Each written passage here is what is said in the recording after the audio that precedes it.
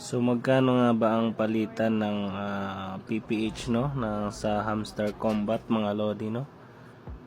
Ayan. Punta ka ng tone keeper mo kung saan nakakonect yung iyong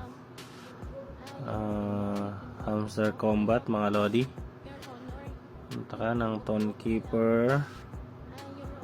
Pagka open,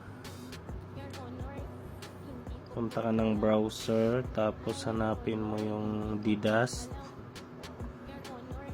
Turn ng DDoS mabuksan, punta ka ng swap, click mo tong sa taas,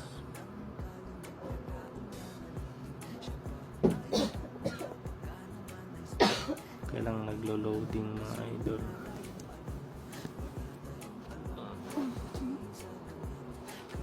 Search mo yung hamster, tapos yung sa baba USDT. Ayan. Tapos maglagay ka kung ilan yung PPH mo, kunwari 500,000 PPH. Katumbas niyan sa USDT